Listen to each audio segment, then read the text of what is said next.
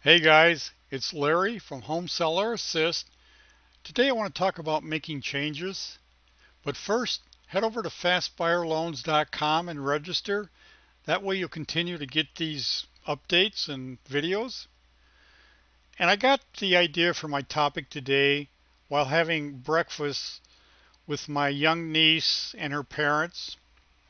The occasion being is that tomorrow, Monday, my niece and the Zion Razzle Dazzle Baton Corps are leaving for Brussels, where they're going to represent the U.S. in the World Championships for 2009. And I started thinking about my niece. She's a junior in high school, and in a few years, she's going to have a few choices to make, like what college to go to, when she graduates, what type of job she's going to settle for or seek out. And I started thinking that most of us really aren't looking for a job, but rather a calling. Unfortunately, I think most of us take jobs that are really too small for our spirit. I know I did. I graduated from Aurora University with a degree in math. I had plans to attend graduate school, but I met a girl, got sidetracked, and never did take the trip down there. Instead, I took a job as traffic manager for Zion Industries in Zion, Illinois. They produce the once famous Zion Fig Bars and Zion Chocolate Chips. We ship product to Sara Lee, General Mills, Nabisco, and at one time we shipped Fig Bars to over 2,200 Kmart stores when they were a strong company.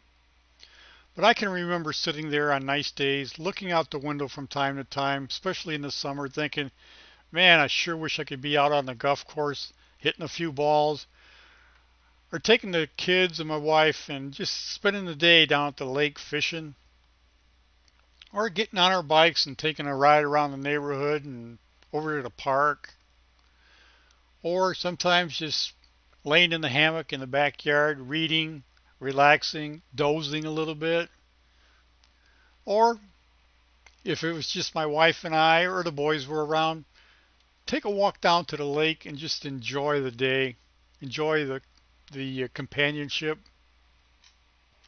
You know, I used to keep picturing that in my mind. So one day I went out and bought a book called Nothing Down by Robert Allen, and I read halfway through that book, and I went out and bought my first 2 unit, and then I continued to learn more and to purchase more properties and to learn how to create an income without being a landlord. And my plan was to quit work in 1989, but in May of 1988 I got laid off. The company I worked with for over 22 years went out of business, and I thought, you know, I was going to quit in a year anyway. Why not just do it now? So I made that decision. My wife, she was my girlfriend at the time. She supported that idea, so I did it. I just plunged into real estate. I read every book I could get my hands on. I went to every seminar that was around, and I just educated myself. And the more I learned and the more I did, I just became so excited and so much more alive. I was just, really feeling good about myself. You know, it's a great feeling when you don't have to worry about the alarm going off because it always goes off way too early. I didn't have to drag myself out of bed, still half asleep, praying it was Friday, knowing it was only Monday, going into work 9 to 5, 5 days a week, and still not having enough money to do the things I wanted to do. I remembered something I had read about Albert Einstein, and he had referred to the imagination as your preview of life's coming attractions, and he was right. You know, and I wasn't aware of that for many years. And then finally, a light bulb just came on and it clicked in my head, and I was off to the races. Now, the question many of you probably have is, well, how do I get going? Well, first off, you got to have the version of what a good life means to you. You need to find some quiet time, take a walk, close the door, just go somewhere where it's quiet, And the first thing you need to do is figure out how much money do you make each year. Take whatever figure comes to mind and double it. Now triple it. Yeah, I know that sounds kind of fantastic and far-fetched, but let's just have some fun here. Take that amount, take a deep breath, smile, and let's just keep going. Imagine what your surroundings would look like. Would you live in the city, the country, by the shore? Or would your residence vary with the seasons? Who would you be living with? Who would you be spending your time with? Would you hop in your car to drive to work? Or would you do like me and just walk across the room, go to my computer, and be at work within seconds? What time of day would you begin working? Are you a morning person, afternoon, or evening? Hey, when you're working for yourself, you can more or less choose your own hours. I do. Then picture yourself pursuing other passions that you have. Maybe writing children's books, conducting workshops on something, perhaps restoring vintage cars or motorcycles.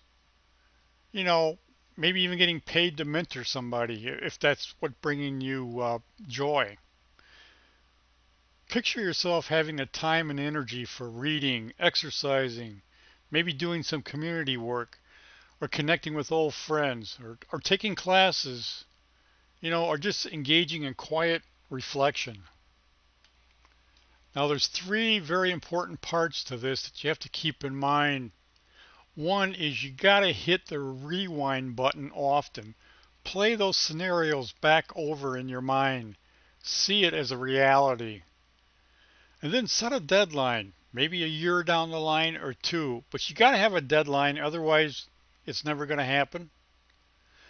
And the third one is the hardest one for me, and that was to put my goals down in writing. I just did not like to do that, but I did it, and it forced me to take action. Just take a little bit of action each and every day so I know I'm working towards that goal that I have in mind. Creating a vision to guide your efforts is an important first step towards living your dreams. Remember, if you want to see yourself doing it, you have to first see yourself doing it. Well, that's it for now. I just wanted to impress upon you the importance of using your imagination, taking some action, and moving forward. So until next time, this is Larry Potter, wishing you a great day, and we'll talk to you next time. Thanks a lot, guys.